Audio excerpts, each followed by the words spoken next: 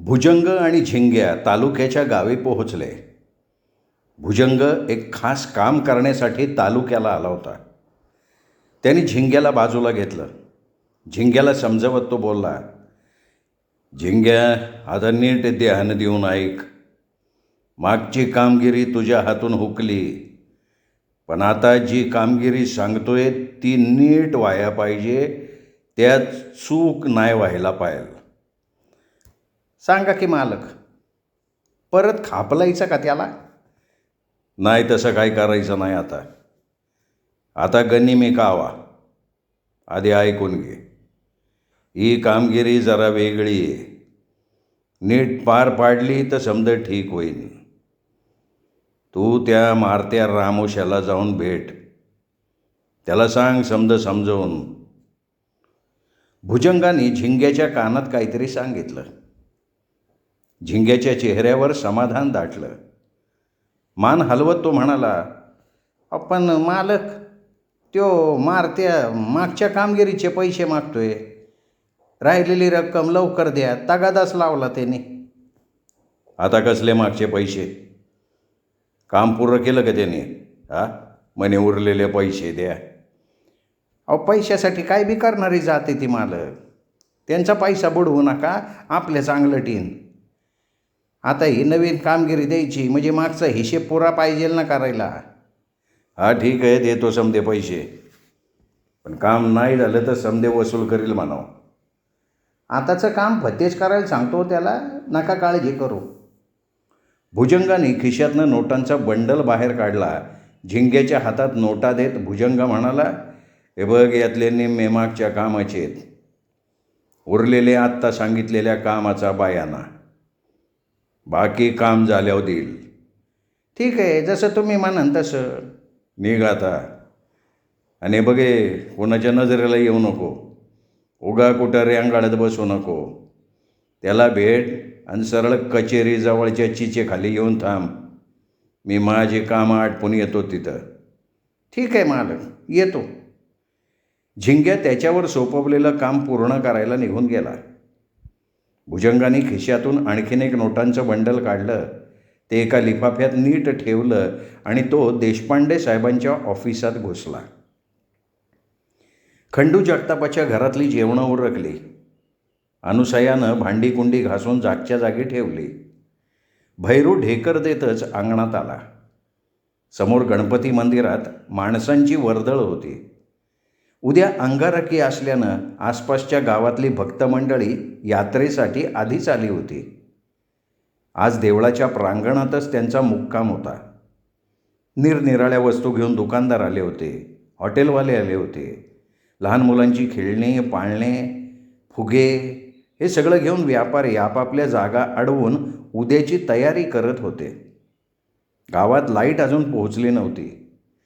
गॅसबत्त्यांचा उजेड परिसर उजळवत होता आणि त्या उजेडात मंदिरही उजळून निघालं होतं. रात्र झाली होती. सभामंडपात भजनी मंडळ भजनाची तयारी करायला लागलं. आज रात्रभर भजनाचा दंगा उडणार होता. खंडू अनुसयाला म्हणाला, ऐकलं का ग? काय हो? घरातलं आवरून द्यावळं ते. उद्याची तयारी काय राहिली का बघ. समजा बायाजवर व्हायला पाहिजे. झालं, माझं आवरलं का आलेच मी. आणि भैरू, तू काय करतो? तू येतो ना देवळात? अरे, मंदिरातली व्यवस्था बघ. अपुरी असलेली कामं पुरी करू लाग मला. मग वाटलं तर भजन ऐकत बस. नाही, नको बाबा, तुम्ही बघा देवाचं पूजा अर्चेचं काम. मी आपला माळे चक्कर टाकून येतो. जनावरांकडं कोणीतरी बघायला पाहिजे ना. मग हवं तर येईन मी देवळात भजन ऐकायला.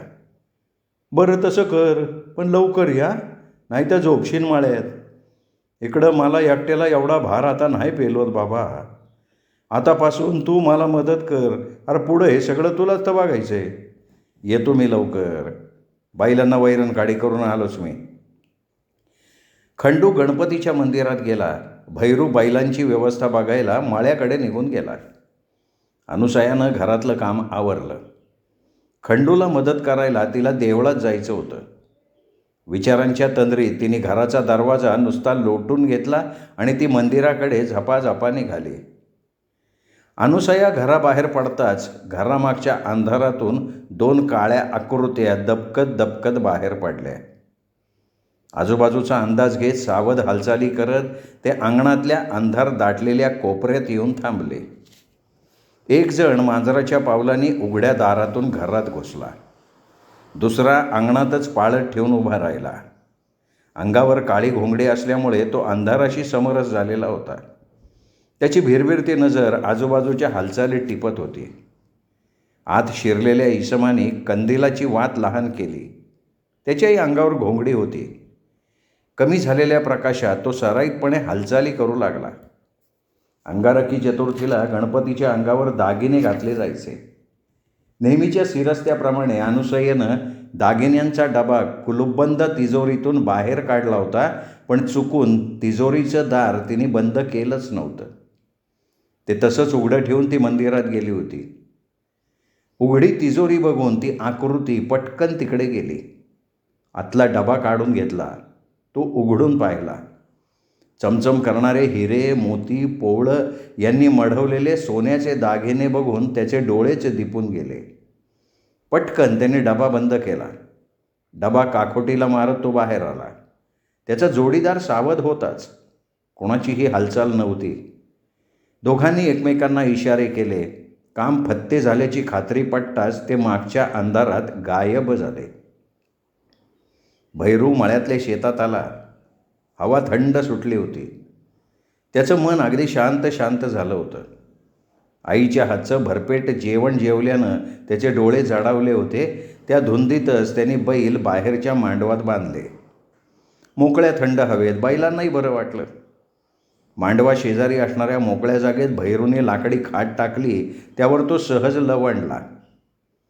पडाळीच्या दारातून आतल्या कंदिलाच्या प्रकाशाची तिरीप त्याच्या डोळ्यावर पडत होती. मगाशी त्यानेच तो कंदील लावला होता. त्याची वात बारीक करण्यासाठी तो खाटेवरून बळे उठला.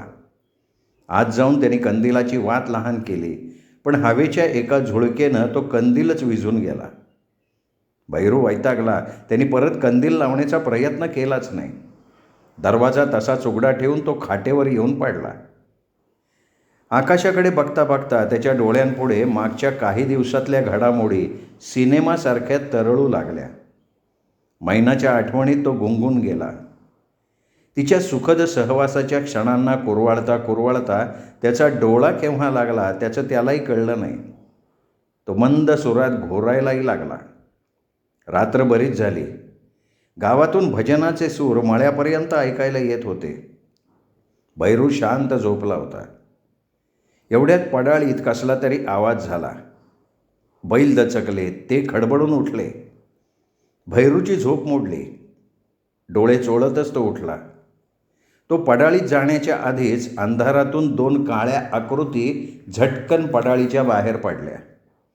मळ्यातल्या अंधारात त्या आकृती पार विरघळून गेला. आत कसला आवाज झाला हे बघण्यासाठी भैरू पडाळीत आला. त्यांनी कंदील पेटवला. कंदिलाच्या उजेडात त्यांनी सभोवती नजर फिरवली तर आत काहीच नव्हतं. उंदरांचा गोंधळ होऊन एखादं भांडं पडलं असेल असा मनाशी विचार करत तो बाहेर आला. आभाळातल्या चांदण्या बघून त्यांनी वेळेचा अंदाज बांधला. सहज म्हणून लवणलेला भैरू बराच वेळ झोपला होता. बाबांना मदत करायला गेलं पाहिजे असा त्यांनी विचार केला. पडाळीचं दार लावून घेत तो गावाच्या दिशेने निघाला. भजन ऐकून उघडलेली 2-4 तरुण टाळकी मोकळं व्हायला पांदीला आलेली होती. त्यांना एवढ्या रात्री अंधारातून येणारा भैरू दिसला. ते चकित झाले. बापाला मदत करायची सोडून एवढ्या रात्री हा इकडे काय करतोय या विचाराने त्यांना आश्चर्य वाटलं. त्यातल्या संतू कायकाड्यानं न राहून विचारलंच, अरे भैरू, एवढ्या रात्री इकडं कुठं? मी हवे आरमाळ्यात गेलतो. या वागताला? नाही, लवकर गेलतो, झोपच लागली आणि इकडे यायला झाला हा टाईम. सांगते भजन मोडलं काय? नाही, अजून आहे तासभर, मग देवाची आंघोळ आणि पूजा अर्चा सुरू होईल. तुझं बरं आहे मर्दा. बापाला मदत करायची सोडून कोशात माळ्यात झोपा काढतोय. नाही तसं नाही रे बाबा, चुकून डोळा लागला. आता मदतीला चाललोच आहे की. बरं मग लवकर जा. भैरू घाईघाईत मंदिराकडे गेला. बाकीचे तरुण पांदीलाच गप्पा जोडत बसले. पहाट होईपर्यंत भजन चाललं. गावकरी भजनात अगदी तल्लीन झाले होते. खंडू जगतापानं देव्याची पूजेची सगळी तयारी केली होती. भैरू मदतीला उशिरा का होईना आला होता. सगळी व्यवस्था झाली होती. भजन संपलं. देवाला आंघोळ घातली. देवाची मूर्ती आंघोळीनंतर ताजीतावानी दिसायला लागली. बाहेर फटफटलं होतं. खंडू जगतापानं अनुसयाला म्हटलं, अगं ऐकलं का? काय व? देवाचा साज आणखी घरातनं. आता आंघोळ उरकली. थोड्या वेळात दर्शनाला लोकांची रांग लागल.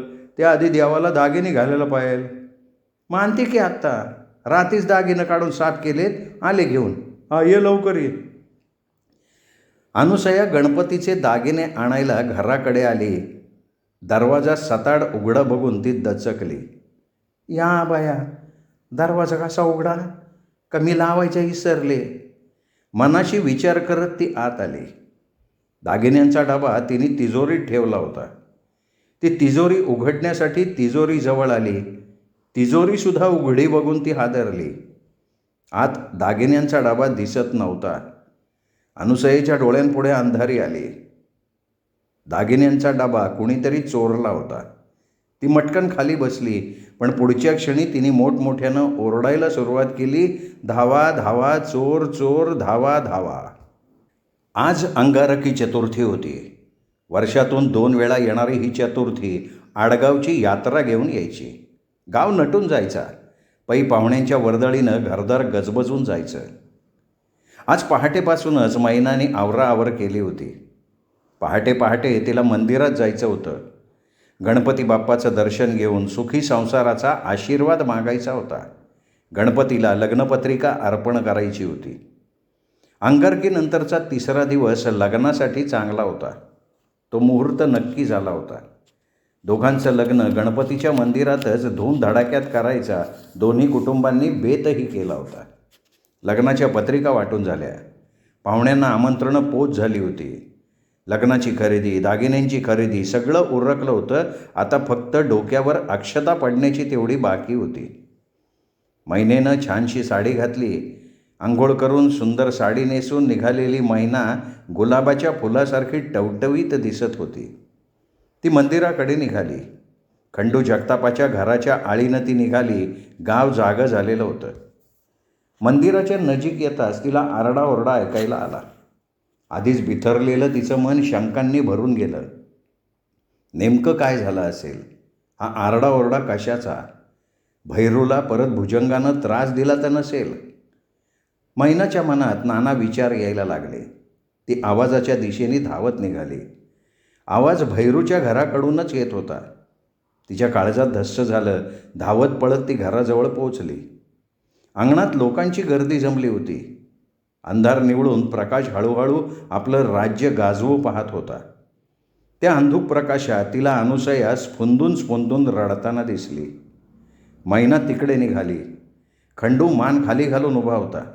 लोकांची कुजबूज वाढली होती. भैरू धडधाकट होता, पण त्याचा चेहरा काळवंडला होता.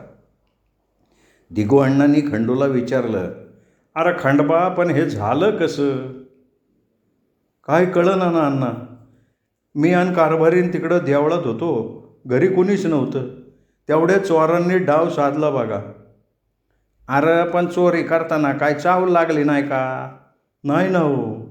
या आमच्या कारभारीने दार नुसतं लोटून घेतलं होतं, त्यामुळं त्यांना आयती संधीच गावली. अरे पण दागिनं तिजोरीत होते ना. होय की. तेच कळलं ना, तिजोरी त्यांनी उघडली कशी? कुठं फोडली बिडली सुद्धा नाही हो. आतला दागिन्याचा डबा तेवढा गायब आहे. काय का अंशे, तिजोरी तरी बंद होती का ती बी उघडी ठेवली होती? नाही हो, मला काय आठवणं बघा. मेल्याने कसा डाव साधला. आज देवाच्या अंगावर काय घालायचं हो? रडत रडत अनुसया बोलू लागली. मैना तिला समजवत होती. दिगू अण्णा परत म्हणाला, आता या गोलगप्पालय झाल्या. चोरीची खबर तालुक्याला द्यायला पाहिजे. लाखो रुपयाचे डाग आहेत. त्यात पेशवेकालीन असल्यानं महत्त्वाची बी आहेत. हा देवाचा ठेवा परत मिळाला पाहिजे. पोलीस स्टेशनला एक माणूस धाडाय पाहिजे. आव्हांना माणूस मागाशीच गेला वर्दी द्यायला. दुपारपर्यंत पोलीस येतील. हे बघ अंशे, आणि तू बी ऐक र खंडू, घरात कोणच्याच चीज वस्तूला हात लावायचा नाही. घर बंद ठेवा पोलीस येईपर्यंत. चालेल की भैरू, दरवाजा लावून टाक बाबा. भैरूनं घराचा दरवाजा बंद केला. अंगारकी चतुर्थीच्या यात्रेचा उत्साह पार मावळला. लोक दर्शन घ्यायचे आणि गणपतीच्या त्या सुन्या सुन्या रूपाकडे बघत हळहळत निघून जायचे. मंदिराच्या सभामंडपात सगळे गावकरी विचार करत बसले होते. शिरपती, मैना संचित मुद्रेनं तिथेच बसून होते. खंडूच्या डोळ्यात पाणी दाटलं होतं. पोराचं लग्न 2 दिवसावर आलं आणि हा नामुष्कीचा प्रसंग ओढवला. आता यातून कसं निभावून न्यायचं त्याची बुद्धी चालेना. एवढ्यात नाना डफळ उठला. नाथा आणि खंडू पिढ्यानपिढ्या वैर चालत आलं होतं. खंडू समंजस असल्यानं तो वादात पडत नसायचा, पण नाथा आलेली संधी सोडणार कशी? खंडूच्या घराला बदनाम करायला त्याला आयतं कोलीत घावलं होतं. तो उठून तावातावानं बोलायला लागला. गावकऱ्यांनो, ही चोरी झालीच कशी? कुठं दार मोडलं नाही, कुठं कुलूप तोडलं गेलं नाही, कुणाला थांगपत्ता लागू दिला नाही. अशी चोरी जादूगारच करतात. पण मला यात शंका येते, यात या खंडूचा हात दिसतोय. तो असं बोलताच खंडू रागात ओरडला. नीट बोले नाथा, उगा तोंड दिले म्हणून काय बेबरळू नग. जीवाच्या पल्ल्यात तो ठेवा आजवर जापलाय मी. कधी जीव पाकळला नाही. आज चोरी झाली तर तू असा बोलायला लागला का? काय चुकीचं बोललो रे मी? दार कसं उघडं राहिलं सांग की. वरखडा न पडता तिजोरी फोडलीच कशी? अरे तू दागिने चोरले आणि नेऊन ठेवले दुसरीकडं. नाथा, तू नीट बोला, नीट बोल. हे नाथा, माझ्या बाबावर चोरी चाळ घेतो का तू? ध्यानात ठेव, गाठ माझ्याशी आहे. अरे तुला तेवढं जमतं बाहेर आहे. पैलवानकीच्या जोरावर लोकाला गप करायचं आणि आपलं काम साधायचं. नाथा, अरे मी आणि अनसूया सगळ्यासमोर इथं देवळातच होतो ना. आणि मी कशाला चोरीला करील माझ्याच ताब्यात असलेल्या दागिन्याची? तुम्ही दोघं होता इथं, पण हा बाहेर कुठं होता? त्याचा आहे का तुला काय तपास? तो गेला असेल दागिनं लपवायला. पाटं पांदीनं येताना लोकांनी बघितलाय त्याला. तसा पुरावा आहे माझ्याकडं. हे सुकळीचे, लय ऐकला तुझं? तोंड बंद ठेव, नाही तर एक दाट ठेवणार नाही मी. रात्री मी मळ्यात झोपलो होतो, पहाटे घरी आलो आहे. पांदीत सत्या भेटला होता, विचार त्याला. मी कशाला विचारू त्याला? आता पोलीस आले होतेच विचारतील की. साधा हिशोब आहे का नाही? इथं गावात यात्रा भरली, देवाचं नियोजन याच्या बापाकडे आणि हा रानात पडते का तुम्हाला? गावकऱ्यांनो, माझं चुकत असेल तर मला खेटरानं मारा, पण देवाची चोरी करणाऱ्याला सोडू नका. गावकऱ्यात कुजबूज सुरू झाली. नाथानं शंकेची ठिणगी टाकली आणि प्रत्येकाच्या मनात त्याची आग लागली. इतके दिवस सज्जन मानलेलं खंडू जगतापचं घर त्यांना चोर वाटायला लागलं. लोकांच्या त्या जाळणाऱ्या नजरांनी भैरूसकट सगळे घायाळ झाले, पण त्याला आता इलाज नव्हता. येणाऱ्या संकटाशी झुंज देणं क्रमप्राप्त होतं. दुपारी गावात पोलीस पोहोचले. नाथांनी पोलिसांना संशयित म्हणून भैरू आणि खंडूचं नाव सांगितलं. पोलिसांनी तपासाला सुरुवात केली. सगळ्यांचे जबाब घेतले. भैरू त्या रात्री बराच वेळ गायब असल्याचं त्यांच्या तपासात स्पष्ट होताच त्यांनी भैरूलाच ताब्यात घेतलं. मैनावर परत एकदा दुःखाचा डोंगर कोसळला. तिचं आयुष्यच अपयशी. तिचा ज्याच्याशी स्नेह वाढायचा त्याच्यावर संकटांची वक्रदृष्टी पडलीच पाहिजे. जन्माला येतानाच आई गेली. बापाला हालापेष्टा सोसायला लागल्या. आता भैरूवर जीव जडला तर त्याच्या मागे संकट हात धुवून लागली. मैना मनातच झुरायला लागली. सोबत आणलेल्या श्वानांनी चोरांनी चोरीचा माल कुठे नेला याचा शोध घ्यायला सुरुवात केली. पोलिसांना ओढत तो कुत्रा थेट भैरूच्या मळ्यात पोचला. तसं सगळ्या गावाला नाथाचं म्हणणं पटलं. भैरू तर हादरला होता. कुत्र्यानं पडाळीच्या आत एका कोपऱ्यात अडगळीत ठेवलेला दागिन्यांचा डबा हुडकला आणि पोलिसांनी भैरूच्या मुसक्या बांधल्या. खंडू आणि अनुसयानं हंबरडा फोडला. आमचा भैरू चोर नाही हो, त्याला नेऊ नका. मैना ही ओक्साबोक्षी रडायला लागली. हे काय होऊन बसलं? शिरपतीच्या डोळ्यावर विश्वास बसेना. भैरू असं काही करेल हे त्याला स्वप्नातही वाटलं नव्हतं. पण पुराव्यानिशी चोरी सापडल्यानं तो सुद्धा गप्प झाला. भैरू तर अजूनही धक्क्यातून सावरलाच नव्हता. चोरीसारखं भयानक कृत्य त्याच्या हातून घडणं शक्य नव्हतं, पण कुणीतरी त्याला बरोबर यात अडकवलेलं होतं. भैरूच्या डोळ्यापुढे दोघांचे चेहरे तरळायला लागले. एक होता नाथा आणि दुसरा होता भुजंग. या दोघांपैकी एकाने आपल्यावर सूड उगवलाय हे त्याच्या ध्यानात आलं, पण यातून मार्ग काढायचा कसा, स्वतःला वाचवायचं कसं, याचा तो विचार करायला लागला. भैरूला घेऊन पोलीस निघून गेले. खंडू आणि अनुसयाला मेल्याहून मेल्यासारखं झालं. त्यांनी स्वतःला घरातच कोंडून घेतलं. 2 दिवसांवर आलेलं लग्न आता रद्द झाल्यात जमा होतं. नवरदेव पोलिसांच्या ताब्यात गेल्यानं दोन्ही घरांनी पाहिलेली स्वप्न क्षणार्धात पायदळी तुडवली गेली. दोन्ही घरांवर जशी काही प्रेतकाळा आली. पोलिसांनी भैरूला बेड्या ठोकून पकडून नेलं ही बातमी झिंग्यानी भुजंगाला सांगितली. भुजंगाचा चेहरा एका विलक्षण समाधानानं तृप्त झाला. त्याच्या गालावर छदमी हास्य खेळायला लागलं. त्याच्या शेजारीच नाथा बसला होता. नाथाही फिदी फिदी हसत होता.